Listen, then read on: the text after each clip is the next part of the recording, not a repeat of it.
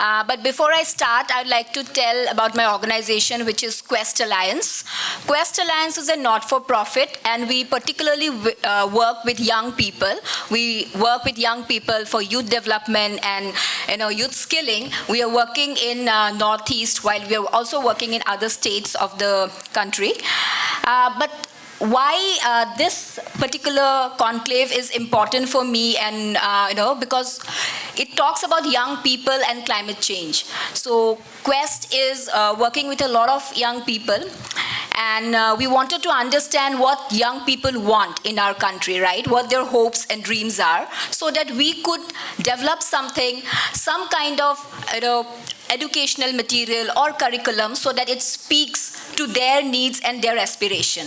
So we started doing some research work in understanding that, and we found in 2021, when we did a research across 3 states of Gujarat, Assam, and Orissa, we found that climate change is an important topic that affects life of young people. Though they do not explicitly say it, that it's climate change that's affecting us, but it is climate change, right?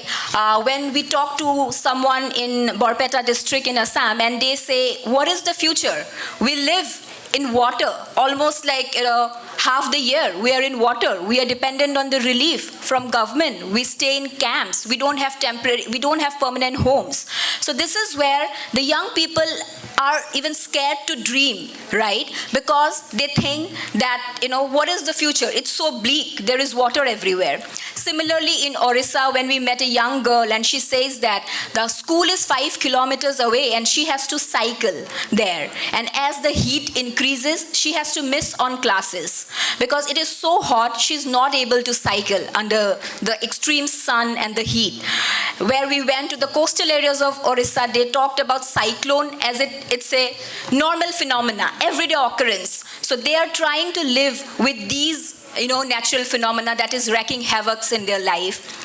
So we embarked on a journey to understand this more, and what we are working on is called the future literacy. Yes, literacy is education, how you're going to school and how you're getting educated. But are we thinking about the future with the advent of AI, with the kind of climate change that has come upon us? How are we preparing our young people? So we are developing an entire pedagogy where we are trying to understand future thinking, what the young people are thinking. We cannot undermine their agency, right? Because they are facing climate change firsthand. There are policies, there are think tanks, there are expert bodies, but what are the young people feeling today, and how they can shape their future, they can take control of their future.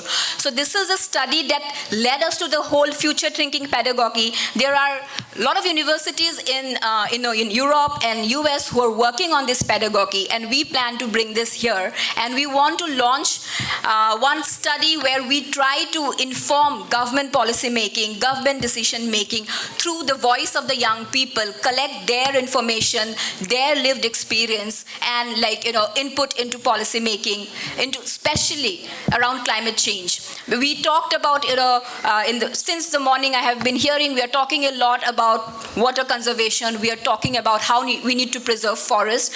We also want to understand how young people who are living in those forests, living on those water banks, river banks, are taking, how they are seeing their future and how they can use their agency to make a future which is more preferable, not just possible. We want to talk about preferable futures shaped by the young people.